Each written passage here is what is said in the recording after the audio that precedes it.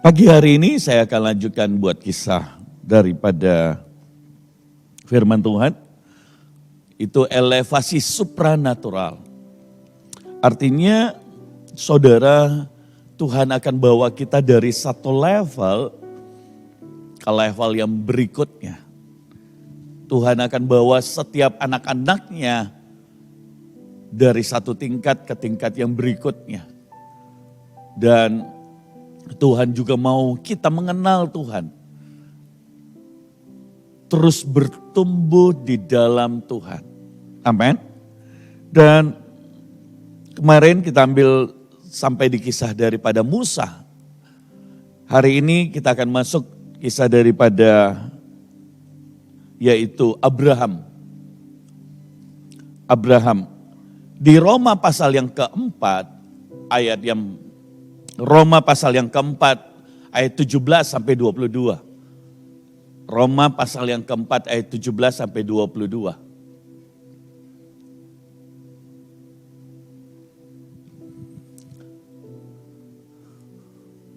Sebab sekalipun tidak ada dasar untuk berharap, namun Abraham berharap juga dan percaya bahwa ia akan menjadi bapa banyak bangsa. Menurut apa yang difirmankan, demikianlah banyaknya nanti keturunanmu. Kita lihat di ayat 17. Tolong naik ke atas 17 baru kita sambung ke ayat 15. Sebab ada tertulis, engkau telah kutetapkan menjadi bapa banyak bangsa. Di hadapan Allah yang kepadanya ia percaya, itu Allah yang menghidupkan orang mati dan yang menjadikan dengan firman-Nya apa yang tidak ada menjadi ada. Tuhan memberi visi kepada Abraham menjadi bapa bagi banyak bangsa. Dan kita akan selesaikan sampai ayat 22. Imannya tidak menjadi lemah walaupun ia mengetahui bahwa tubuhnya sudah sangat lemah karena usianya telah kira-kira 100 tahun. Dan bahwa rahim Sarah telah tertutup. Saudara, satu minggu ini saya kemudian mendapat sebuah rema. Yaitu hati-hati berasumsi. Benar, rahim Sarah telah tertutup. Tetapi Tuhan memberi janji, yaitu Dia akan memberikan Abraham menjadi bapa bagi banyak bangsa. Dan apa sih itu berasumsi? Berasumsi adalah seperti ini. Memikirkan sesuatu yang sebenarnya tidak ada dasarnya, tapi dia menjadikan itu menjadi sebuah dasar. Kenyataannya tidak seperti itu. Kita lihat Adam awalnya, Tuhan berkata kepada dia, semua kau boleh makan. Tapi ada dua pohon di tengah, yaitu pohon kehidupan dan pohon perbuatan baik dan jahat. Janganlah kau makan pohon perbuatan baik dan jahat itu. Saudara, ada jutaan pohon di Firdaus.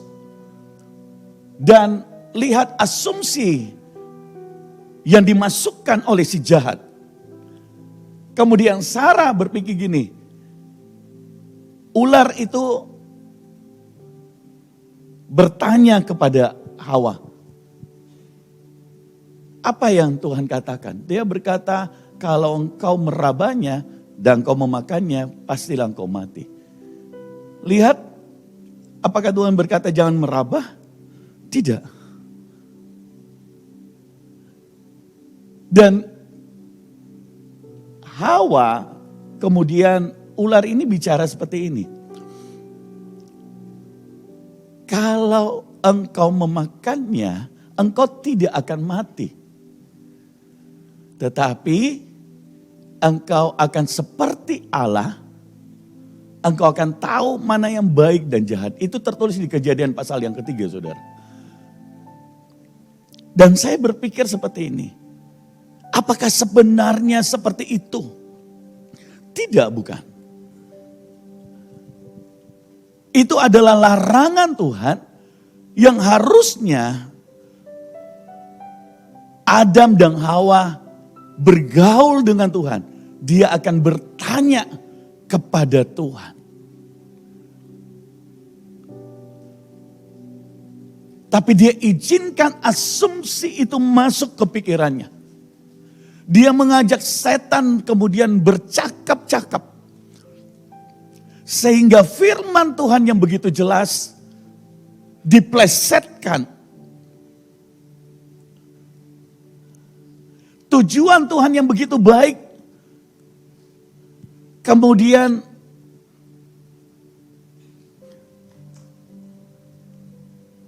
dibuat Tuhan bahwa Tuhanlah yang bermaksud buruk karena dia tidak mau seperti itu.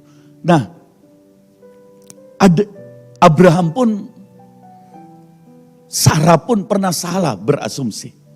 Di Kejadian pasal 16, kita lompat di Kejadian pasal 16, sebentar kita akan kembali di Roma. Kejadian 16 ayat 1 sampai 3, di sana dikatakan bahwa Abraham melalui Sarah, dia mengambil Hagar.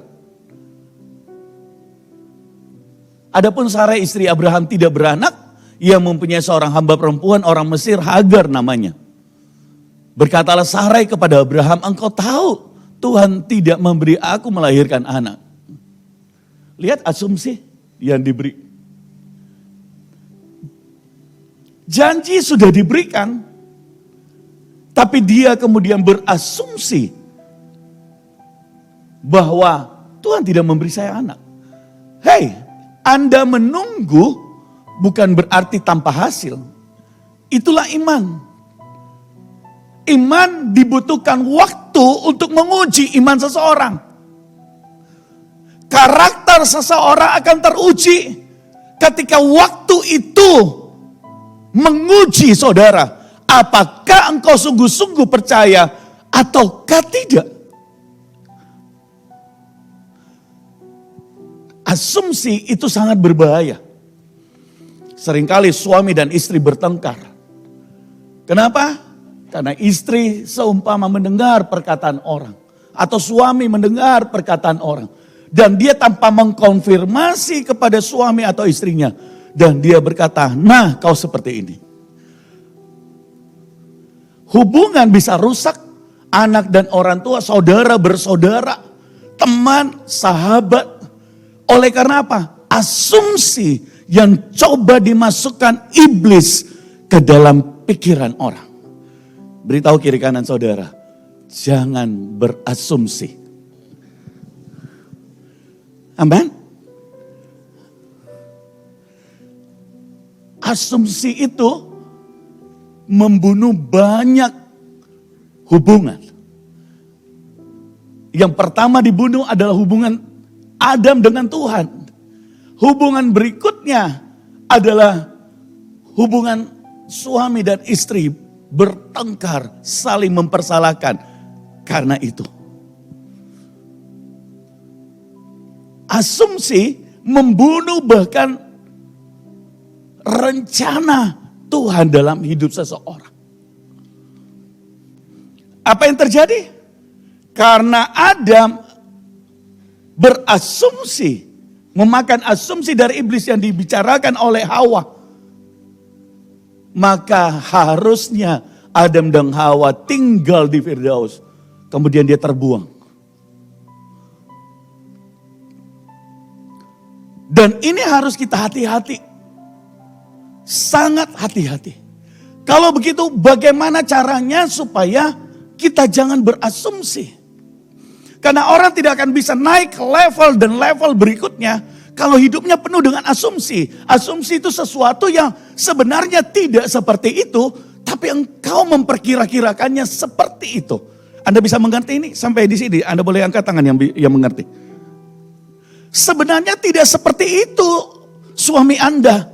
Tapi engkau mulai berpikir, berasumsi, dia keluar kerja, dia pulang terlambat. Anda mulai dengar pertanyaan orang, saya pernah dengar tuh, saya pernah lihat suamimu lagi makan bertiga dengan temannya, tapi ada cewek di sana. Oh jangan-jangan itu cewek dengan, padahal ini urusan pekerjaan.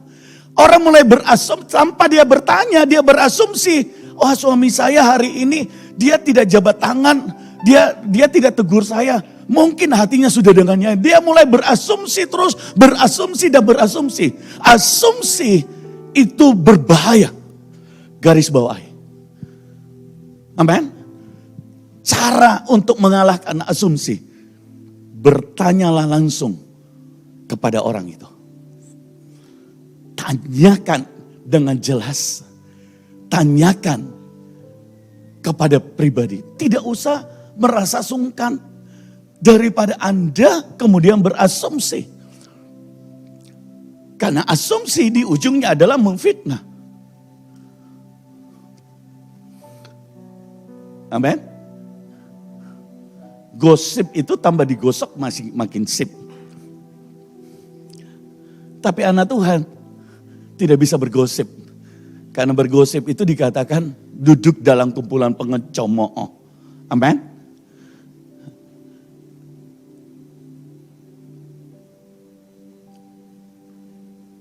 Adam mengalami hal itu. Abraham mengalami hal itu.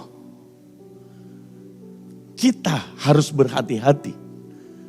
Kalau Sarah bisa berasumsi bahwa dengan Abraham mengambil Hagar, maka itulah yang disebut keturunan orang percaya. Tapi kenyataannya tidak seperti itu saudara. Kejadian 17 ayat 19. Firman Tuhan berkata, melalui Sarah lah yang disebut anak perjanjian. Pak, tapi kenyataannya adalah Sarah tertutup kandungannya. Tetapi Allah berfirman tidak, melainkan istrimu Sarah lah yang akan melahirkan anak laki-laki bagimu. Dan engkau akan menamai dia Ishak. Dan aku akan mengadakan perjanjianku dengan dia. Dan menjadi perjanjian yang kekal untuk keturunannya. Jelas sekali, sampai hari ini orang terus memperbincangkan. Sebelah sana berkata bahwa Ismail lah yang menjadi keturunan Abraham. Sebelah sini Ishak lah, Kristen berkata Ishak lah yang menjadi keturunan Abraham. Asumsi membuat perpecahan. Asumsi membunuh iman seseorang. Asumsi membuat orang jauh dari pengertian Tuhan. Merusak banyak hal. Gantilah asumsi dengan apa? Percaya. Dengan iman. Sekalipun kenyataannya tidak enak. Jangan berasumsi. Tapi kau percaya kepada Tuhan. Sekalipun jalanku hari ini tidaklah enak. Tapi aku mau percaya di ujungnya adalah aku akan mendapatkan janji Tuhan. Kalahkan asumsi-asumsi yang coba dimasukkan oleh iblis di pikiranmu. Ketika engkau menantikan janji Tuhan, firman Tuhan berkata, sekalipun Abraham semakin lemah, Sarah semakin lemah, tetapi firman Tuhan berkata, iman Abraham dan Sarah tidak semakin lemah. Itulah cara engkau mengalahkan asumsi. Jangan pernah menjadi semakin lemah, tetapi engkau semakin berapi-api. Ya, hidup kita ada tantangan. Tapi hidup kita bergantung kepada Tuhan. Ya, hidup kita ada proses. Tapi proses itu di ujungnya untuk Tuhan. Yang penting adalah kalahkan asumsi. Dan majulah terus. Dan engkau akan melihat bahwa Allah yang kau percayai adalah Allah yang menepati janjinya. Sekalipun Sarah tidak bisa mengandung, Tuhan yang buat dia bisa mengandung, saudara.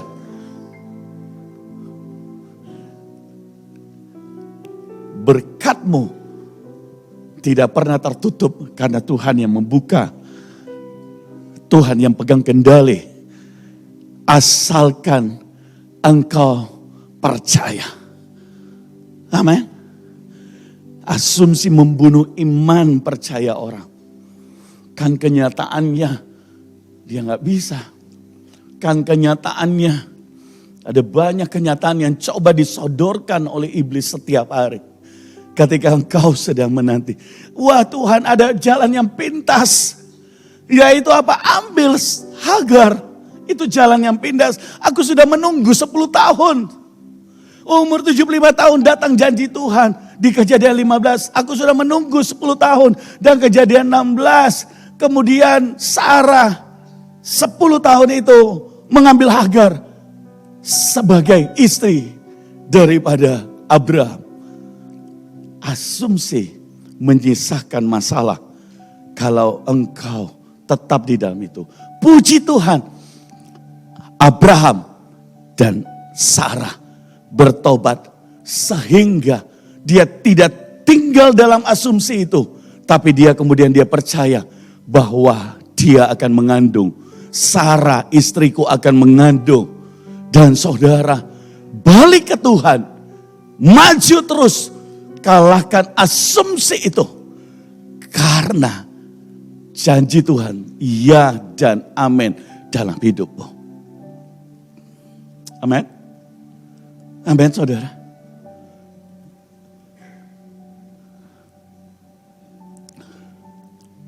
Yang berikutnya adalah Yusuf. Daud. Kejadian pasal yang 1 Samuel 16 ayat 1 sampai 13. 1 Samuel 16. Ayat 1 sampai 13. Berfirmanlah Tuhan kepada Samuel, berapa lama lagi engkau berduka cita karena Saul? Bukankah ia telah kutolak sebagai raja atas Israel? Isilah tabung tandukmu dengan minyak. Dan pergilah aku mengutus engkau kepada Isai, orang Betlehem itu. Sebab di antara anak-anaknya telah kupilih seorang raja bagiku. Ayat 2. Tetapi Samuel berkata, bagaimana mungkin aku pergi? Jika Saul mendengarnya ia akan membunuh aku. Firman Tuhan, bawalah seekor lembu muda dan katakan aku telah datang untuk mempersembahkan korban kepada Tuhan. Kemudian undanglah Isai ke upacara pengorbanan itu. Lalu aku akan memberitahukan kepadamu apa yang harus kubuat. Urapilah bagiku seorang orang yang akan kusebutkan kepadamu. Saudara baca sampai ayat 13. Dan kemudian Isai membawa satu-satu anaknya. Eliab,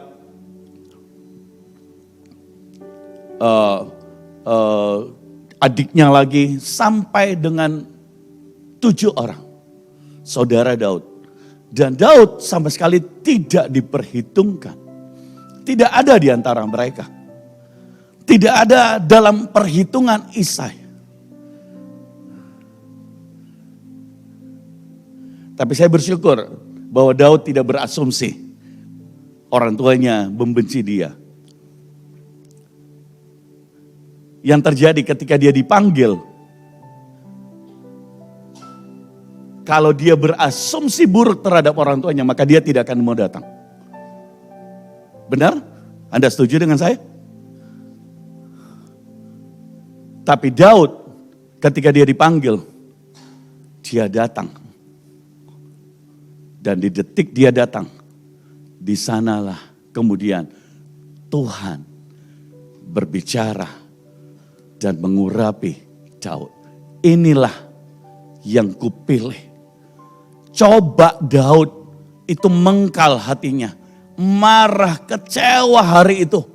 Wah, ini Nabi Samuel datang hendak memilih salah satu keturunan Isai. Keluarga kami menjadi raja. Tapi ayahku hanya memanggil 7 orang saudaraku. Saya enggak dihitung. Saya hanya disuruh mengembalikan 2-3 ekor. Saya enggak disayang. Saya enggak dipilih. Saudara, kalau dia berasumsi, coba.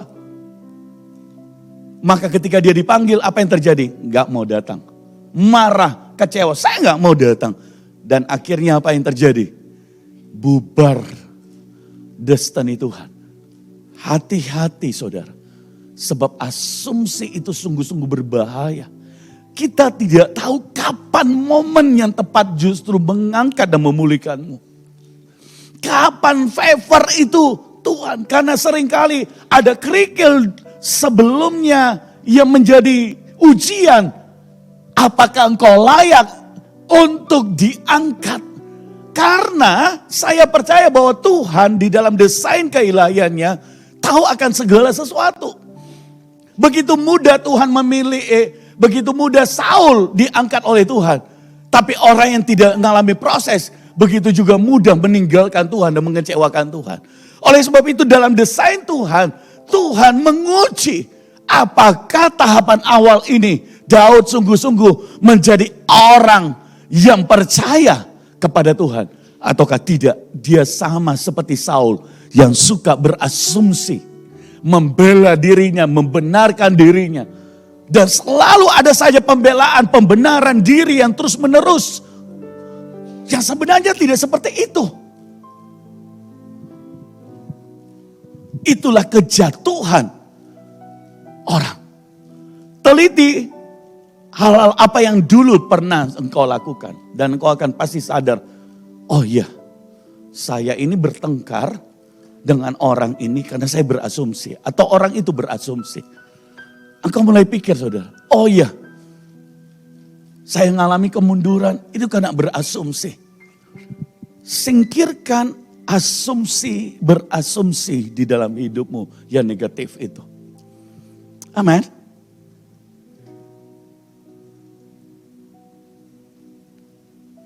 Saya syukur bahwa sungguh-sungguh firman Tuhan itu luar biasa. Engkau akan diuji dan menjadi orang yang teruji. Supaya engkau akan terlihat seberapa besar kualitas dirimu. Ketika engkau dikecewakan, tapi engkau melihat itu bukan sebagai hal yang mengecewakanmu. Itu adalah pilihan orang yang percaya. Tetapi orang yang berasumsi selalu menyodorkan kenyataan-kenyataan yang sepertinya itu menjadi dasar daripada pegangan pikirannya. Tetapi sesungguhnya dia salah. Karena tidak seperti itu hati Tuhan. Ada banyak orang yang berkata, saya sudah melayani sekian tahun, kenapa hidupku belum berubah? Kenapa saya belum diangkat oleh Tuhan? Kenapa saya belum dipulihkan oleh Tuhan? Kenapa saya belum diberkati? Ada yang si itu baru melayani langsung dia diberkati Tuhan. Anda berasumsi.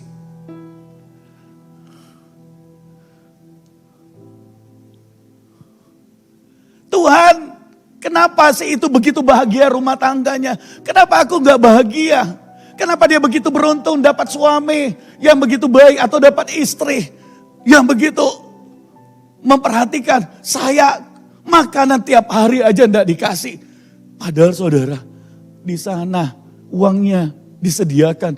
Di ini uangnya sekedarnya, kasihan istri mengelolanya, bukan? Anda berasumsi sesuatu yang salah.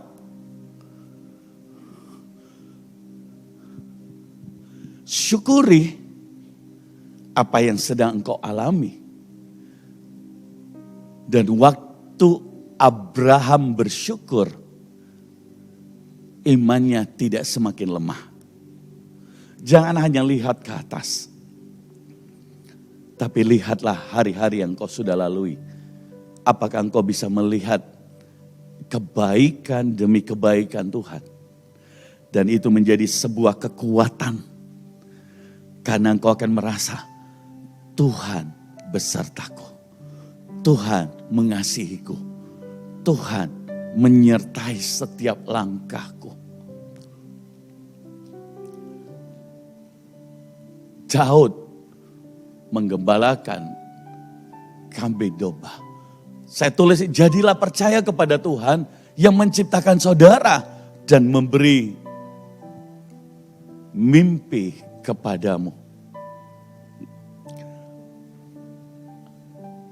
Mimpi yang diberikan, saya kutip kembali dengan apa yang saya katakan beberapa minggu lalu. bahwa mimpi yang diberikan kepadamu, visi yang diberikan pada saudara adalah mimpi Tuhan yang dipercayakan dalam hidup setiap kita. Dari Dia yang berkewajiban, Dia yang memberi kekuatan, Dia yang menjadikannya bagian saudara hanya percaya dan menjalankannya. Awal-awal saya dipanggil Tuhan untuk jadi hamba Tuhan. Dalam sebuah mimpi doa, di menara doa bersama-sama dengan pendoa dan keluarga papi mami. Tiba-tiba di pagi itu setiap Sabtu pagi kami doa puasa. Dan kemudian satu kali saya melihat seperti saya bicara di kumpulan banyak orang. Podiumnya mungkin tinggi ya, lebih tinggi dari orang. Saya nggak tahu 3 meter ke 5 meter podiumnya. Pokoknya tinggi. Dan saya lihat orang banyak. Dan saya bilang, Tuhan, ini nggak mungkin. Orang yang seperti saya bukanlah orang yang baik-baik. Nama saya sudah rusak. Dulu saya pernah nakal. Tuhan, ada begitu banyak orang yang bisa dipakai. Suaraku fals, gak tahu nyanyi. Saudara. Dan gak tahu bicara. Kalimatnya tidak tersusun dengan baik. Kalau ngomong di depan orang pertama kali saya diminta untuk bersaksi. Begini saudara. Bukan karena gempa bumi. Bukan karena berbahasa roh. Gemetar saudara. Anda bisa bayangkan itu. Tapi ini yang Tuhan katakan. Aku yang punya kewajiban untuk menjadikan mimpi itu. Jadi saya mau bilang saudara. Jangan dengarkan asumsi daripada iblis. Yang berkata mimpimu tidak mungkin jadi kenyataan. Tapi percayalah bahwa Tuhan yang memberi kau mimpi. Dan impian itu menjadi kenyataan. Karena saudaralah orang-orang yang menjalani, percaya supaya orang tahu bahwa Tuhan ada di dalammu. Bahwa Dia Allah yang hidup.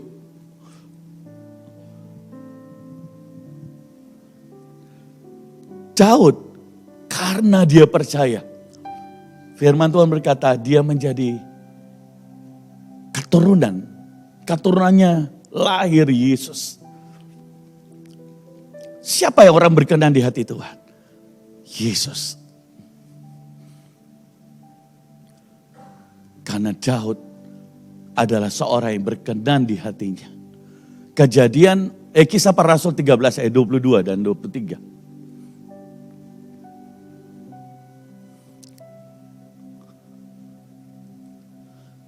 Setelah Saul disingkirkan, Allah mengangkat Daud menjadi raja mereka. Tentang Daud, Allah telah menyatakan, aku telah mendapat Daud bin Isai, seorang yang berkenan di hatiku, yang melakukan segala kehendakku. Dan dari keturunannya sesuai dengan apa yang telah dijanjikannya, Allah telah membangkitkan juru selamat bagi orang Israel. Seorang yang berkenan di hatiku. Sangat-sangat berbeda dari Saul. Orang yang tidak berasumsi adalah dia memakai hatinya. Orang yang berkenan adalah dia memakai hatinya. Amin. Dia memakai imannya. Dia memakai percayanya. Karena sekalipun saat ini belum melihat. Tapi dia tetap percaya bahwa Tuhan yang menjadikan itu. Ketika hotel ini dibangun, kami masih di Comot beribadah. Hari itu, Tuhan berkata doakan hotel ini. Dan waktu mendoakan hotel ini, tiba-tiba saya teringat, wah seluruh Makassar nanti sudah tahu hotel ini akan selesai. Kontraktor berkata 50 miliar. Diperlukan dana buat itu. Dan kemudian saya pegang mimbar. Dengan takut dan saya berkata, Tuhan, bagaimana mungkin ini terjadi? kami gak punya uang. Tapi aku percaya bahwa Engkau Tuhan yang tetap sama. Yang tidak mungkin menjadi mungkin bagimu. 235 juta uang.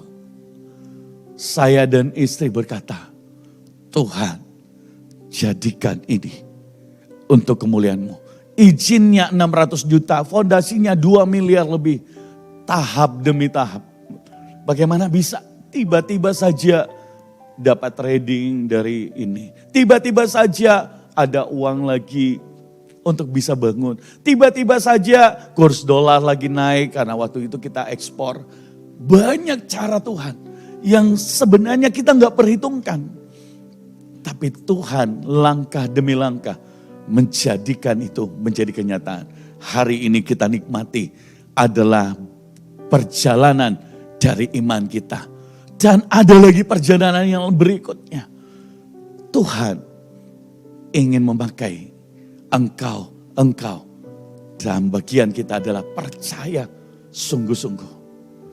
Jangan pernah berasumsi negatif terhadap Tuhan. Ya, kadang-kadang yang kita alami itu sulit ketika engkau menjalaninya. Ya, kadang-kadang air mata harus keluar dan tidak ada orang yang tahu. Ya, kadang-kadang engkau pun besok harus melakukan apa engkau tidak tahu. Tetapi yang harus engkau lakukan adalah berlutut dan berdoa dan menghadap kepada Tuhan. Biar Dia yang menguatkan iman saudara, karena Dia yang memberi engkau kekuatan dan Dia yang sanggup menjadikan mimpi itu menjadi kenyataan. Jangan pernah lari dari Tuhan, tapi percayalah. Satu kali saya khotbah, saya teringat sekali selalu di Malino. Pertama kali di hadapan mami saya, papi, dan adik di retret saya khotbah. Habis saya khotbah, saya lari cepat masuk di kamar. Lari kenapa? Malunya bukan main. Karena saya sendiri tahu itu tidak bagus. Saya bukan khotbah, saya baca ayat saudara. 20 pembacaan saya lebih. Dan setelah saya bilang amin, saya pikir sudah 1 jam. Ternyata baru 15 menit. Dan saya bilang, apalagi saya ngomong. Ya, saya bersyukur Tuhan mengimpartasi papi, engkongnya, mengimpartasi Ivan. Sehingga Ivan beda dengan saya. Dia begitu berdiri di bangkep, saudara. Saya pikir dia sudah pernah berkhotbah. Saya pikir dia sudah pernah bicara waktu di luar negeri, saudara. Ya, tapi waktu pulang setelah itu orang-orang dijamah Tuhan dan saya kaget karena memang tiba-tiba saja Ivan, ini yang saudara harus belajar, anak-anak muda. Saya tidak ngomong apa-apa, saya tidak rencanakan untuk ini. Tiba-tiba saya bilang, Ivan, kok bisa khotbah hari ini, pagi ini? Dia tidak bilang tidak. Dia tidak bilang saya nggak bisa. Langsung dia bilang, iya Pak. Tuhan mau kau khotbah. Iya Pak, doakan saya. Dia datang ke amannya, dia datang ke saya dan ibu dan mendoakan dia. Dan ajaib dia bisa khotbah, artakol, ajak orang, anak-anak muda, pokoknya orang tua semua nangis di lawa Tuhan. Setelah itu saya tanya, Ivan, kau sudah pernah khotbah? Ini pertama kali saya khotbah Papa. Wah, itu anugerah. Tapi saya tidak. Bagaimana saya puluhan kali, bahkan mungkin ratusan kali, kadang ibu lihat, kadang ibu nggak lihat, di depan cermin, dan saya ngomongin diriku, Hendrik, kau bisa jadi hamba Tuhan. Hendrik, kau bisa jadi pengkhotbah. Hendrik, kau bisa bicara. Jangan gemetar ya. Sambil air mata saya mengalir. Karena saya tahu saya nggak mampu. Saya tahu suara saya jelek. Hendrik, orang akan melihat Tuhan, dia bukan melihat engkau. Hendrik, engkau harus setia sampai akhir. Hendrik, hari ini engkau akan berlari terus sampai akhir. Henry, kau tidak pernah kecewa. Saudara, puluhan kali bahkan ratusan kali saya ngomong untuk mematahkan setiap asumsi yang iblis coba masukkan di pikiranku. Karena yang perlu menghadapi bukan orang lain. Yang perlu disalahkan bukan orang lain. Kita punya masa depan sendiri yang kita atur dan tidak diatur oleh orang. Karena kita bergantung kepada Tuhan. Percaya adalah kau bergantung kepada Tuhan dan bukan manusia. Bahkan sekalipun manusia mengecewakanmu, kau memilih untuk tidak kecewa. Karena engkau percaya. Tapi kalau orang berasumsi, dia mematahkan imanmu, dia membuat engkau letih dan lesu. Dia membuat engkau kecewa. Dia membuat engkau mulai melihat yang dulu engkau tidak terlihat. Saudara,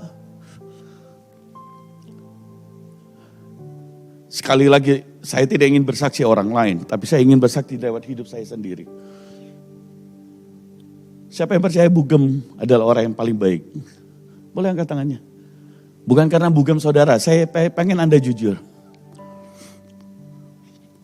Tapi buat saya, hari itu, sebelum saya kenal Tuhan, iblis masukkan pemikiran buat saya hari itu. Yang saya lihat apa negatif terus. Dia yang begitu baik, begitu sabar menghadapi saya. Siapa yang bilang Bugem itu sabar? Boleh angkat tangan. Ya pasti semua tahu. Kalau bapaknya dia tahu tegas. Dia begitu sabar, tapi saya selalu melihat begini. Dia ini tidak sabar, tidak seperti kayak orang. Wah dia ini cerewet, enggak seperti kayak orang. Semua yang negatif pokoknya masuk. Kenapa? Karena asumsi itu dimasukkan dalam hidup. Anda bisa melihat ini? Sehingga ketika saya menghadapi, saya tidak suka. Kenapa? Karena saya mulai berasumsi negatif. Sehingga kita nggak bisa berhubungan dengan baik, bukan? Saya selalu tidak pengen di rumah.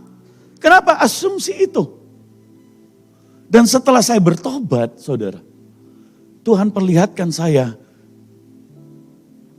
masih ingat di Jalan Macan, dan kita lagi makan, untuk pertama kalinya setelah sekian tahun, saya menggandeng tangannya, dan saya bilang ke dia, saya mengakui dengan jujur, Ma, saya minta maaf. Saya pulang ke rumah, saya datang, waktu sudah tidak ada semua. Kita gak punya uang, tapi waktu saya punya uang, saya enggak bersama-sama dengan. Apa yang ibu bilang? Doa saya dijawab Tuhan. Saya bilang ke Tuhan di depan jendela, ambil semuanya Tuhan. Yang penting suamiku kembali. Ayo istri-istri, siapa yang lebih penting? Harta Anda atau suami Anda? Ada banyak orang ketika hartanya nggak ada, suaminya juga nggak penting ada. Benar nggak? Ya? Tapi ya, jemaat HGC tidak seperti itu. Anda punya teladan ibu gembalamu, saudara. Amin. Dia bilang, Papa lebih berharga dari semua harta yang kita miliki. Saya nangis, saudara. Hari itu saya lihat, dulu yang saya lihat gak baik. Saya mulai lihat yang baik. Dulu mata saya tertutup, tiba-tiba itu terbuka. Saudara, asumsi itu berbahaya. Karena itu mencelakakan hubungan, memutus hubungan dengan Tuhan. Saul jatuh kenapa? Asumsinya. Dia berasumsi negatif. Sehingga apa? Dia selalu melihat Tuhan itu negatif. Lihat saudara, setiap kali Anda mendengarkan Tuhan memberitahu Anda apa yang akan terjadi, itu tampaknya tidak mungkin, tetapi masukkan yang supranatural ke dalam hal itu. Masukkan unsur Tuhan di dalam perhitunganmu. Masukkan rencananya. Percaya saudara di dalam perhitungan saudara. Ya mungkin keadaan tidak baik. Ya mungkin keadaan engkau sudah habis uang. Tapi masukkan unsur Tuhan. Kami bangun hotel ini. Awalnya lancar. Tapi sempat berhenti di lantai 4. Dan itu bukan 1 minggu, bukan 2 minggu. Tapi 10 bulan. Orang-orang berkata, sudah jual saja hotelnya. Ini kan sudah cuan, sudah untung. Orang-orang berkata, wah itu dia punya ambisi saja. Pasti salah dengar itu dari Tuhan. Orang-orang berkata, gak mungkin kalau dari Tuhan macet-macet seperti ini. Waktu saudara sedang mempercayai Tuhan, di dalam prosesnya, kadang-kadang kau mendengar asumsi-asumsi negatif. Tapi masukkan perhitunganmu, Tuhan, masa yang supranatural masuk di dalam rencana Tuhan dalam hidupmu. Waktu saya sakit, uang sudah habis. Dokter berkata enggak mungkin. Bahkan ada dokter yang menghitung 3 bulan lagi anakmu meninggal. Saya mendengar itu dari jendela saudara. Ketika orang tua saya diberitahu. Usia saya masih 17 tahun. Dan memang setelah itu keadaan saya makin drop. Saya pun makin lemah. Tapi di detik saya semakin lemah. Tuhan beri saya satu firman. Bahwa aku telah menanggung penyakitmu di atas kayu salib. Dan firman Tuhan telah lunas dibayar. Dan Tuhan datang dan dia menyodorkan tangannya yang berlubang paku. Aku mengasihimu, aku mengasihimu, aku mengasihimu. Saat itu Tuhan sembuhkan karena engkau masukkan yang supranatural di dalam perjalananmu. Saudara, jangan baru 1 tahun engkau sudah loyo. Baru berapa bulan engkau sudah Daud. Saudara, Abraham punya 25 tahun. Daud butuh 13 tahun. Bahkan setelah dia diurapi, dia dikejar-kejar oleh Saul hendak dibunuh. Kalau dia berpikiran negatif, Tuhan, bukankah saya sudah mengalahkan Goliat? Menolong bangsamu, bangsa Israel. Tuhan, bukankah saya sudah menolong Saul 2 kali mengusir roh jahat pada dia? Tuhan, bukankah kau sudah mengurapi aku? Tapi Daud tidak pernah menuntut atau berkata negatif kepada Tuhan.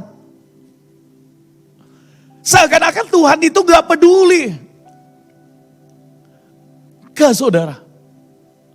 Ataukah mungkin dia kecewa kepada Samuel? Kok setelah saya diurapi malah Saul membenci saya? Tidak saudara. Dia tidak mengizinkan asumsi itu masuk dalam hidupnya. Tapi dia izinkan, yaitu Tuhan yang masuk. Dan dia memperhitungkan rencana Tuhan. Apa yang Tuhan katakan di dalam perjalanannya. Ketika Tuhan memutuskan untuk mempromosikan Anda, dia mempromosikan Anda secara kekal dan permanen. Dia tidak mempromosikan Anda untuk sementara saja, tapi dia mempromosikan Anda untuk perkara yang kekal dan selamanya. Tuhan akan bawa saudara dari level yang satu kepada level yang berikutnya. Dari level yang satu kepada level yang berikutnya. Dari level yang satu kepada level yang berikutnya. Bahkan anak cucumu akan menikmati janji Tuhan. Karena engkau mempercayai Tuhan. Jangan menyerah dan kerdil hatimu ketika engkau mengalami hal-hal yang negatif. Waktu manusia mengecewakanmu, janganlah pernah kecewa. Tapi tersenyumlah karena engkau tahu bahwa memang aku harus berharap kepada Tuhan. Sebaik-baiknya manusia, tetap manusia bisa mengecewakan Anda kalau Anda punya selalu pikiran sendiri. Oleh sebab itu, bagaimana caranya saya membangun hubungan dengan orang yang baik? Itu Anda harus tanyakan. Orang lain tidak akan tahu apa yang Anda pikirkan sebelum Anda membuka mulut. Kalau saya ingin bertanya kepada Sela, kenapa enggak pelayanan hari ini? Oh ya Pak, saya kemarin baru tiba. Saya habis pelayanan di tempat ini. Lain. Oh ya, tapi kalau saya enggak bertanya, dan kemudian saya dengarkan orang lain, Sela enggak pelayanan, katanya dia ada keluar, pergi kemana. Kemarin dulu saya ada lihat dia di mana. Ya kemarin dulu dia di situ, tapi kemarinnya dia sudah pergi ke tempat lain. Tapi kemudian orang berasumsi sendiri. Dia mulai malas ini. Dia mulai ini. Dan macam-macam. Padahal kenyataannya tidak seperti itu. Maka engkau akan merusak hubungan yang baik. Anda bisa mengerti hari ini? Boleh angkat tangan saudara? Ketika Tuhan yang mempromosi Anda, ketika Tuhanlah yang mempromosi Anda, karena lengannya kekal dan dia mempromosi Anda dalam kekekalan. Rencananya tidak pernah hanya untuk sementara. Lengannya terulur untuk menopangmu selamanya. Untuk engkau mengalami janji Tuhan. Ketika Tuhan memberi mimpi, sesungguhnya ketika Tuhan memberi penglihatan saya menjadi hamba Tuhan, saya berkata Tuhan, ada jutaan orang, miliaran orang yang lebih layak. Mungkin saya adalah urutan yang paling di belakang. Yang paling tidak layak. Saya kaget ketika Rex berkata di antara semua teman-temannya, ternyata dia adalah orang yang paling nakal. Saudara, tidak apa-apa. Kita adalah kumpulan orang-orang yang dulunya tidak layak, tapi Tuhan yang melayakkan kita. Amin. Itulah Tuhan. Impian Tuhan adalah yang memberi impian dan dia dapat membawanya itu terjadi. Hari ini kita akan menutup dan saya ingin saudara membawa impianmu kepada Tuhan. Yang selama ini mungkin kau berkata, Tuhan ini gak mungkin. Saya ingin kau mengumpulkan kembali imanmu. Dan percayalah bahwa Tuhan rindu menjadikan itu terjadi. Tuhan rindu impian itu terjadi. Karena itu bukan bicara tentang engkau, tapi itu berbicara tentang Dia sebenarnya yang menjadikan itu. Dia Tuhan yang mempercayaimu. Dia memberikan visi itu. Dia memberi impian itu. Mari kembali renungkan. Apa rencana Tuhan dalam hidupku? Apa rencana Tuhan buat saya? Hari itu saya bertemu dengan Rex. Mereka masih pacaran suami istri seperti yang disaksikan. Datang ibadah di sini dengan Pastor David Edson karena mereka berteman dan Pastor David Edson membawa Rex sahabatnya. Hari itu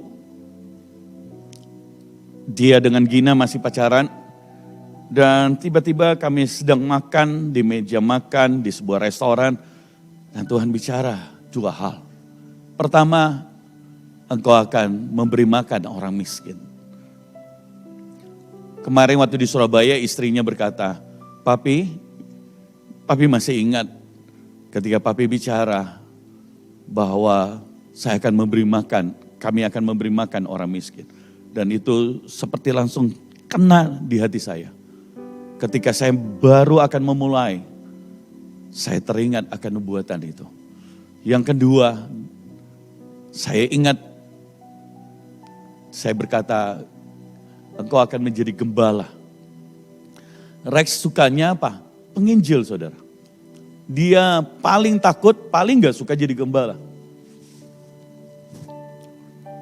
Tapi Tuhan menjadikan apa yang menjadi impiannya terjadi atas anak-anaknya. Asalkan engkau mau. Asalkan engkau percaya. Apa yang menjadi kualifikasi sehingga engkau dapat menjadi seperti impian Anda. Bukan karena engkau bisa, bukan karena koneksimu bagus, bukan karena hartamu banyak, bukan karena engkau cakep dan ganteng, sekalipun itu semua baik. Tapi yang paling penting adalah karena engkau mau percaya bahwa apa yang Tuhan katakan terjadi atas hidupmu. Mari tutup mata Anda, saya undang Anda bangkit berdiri.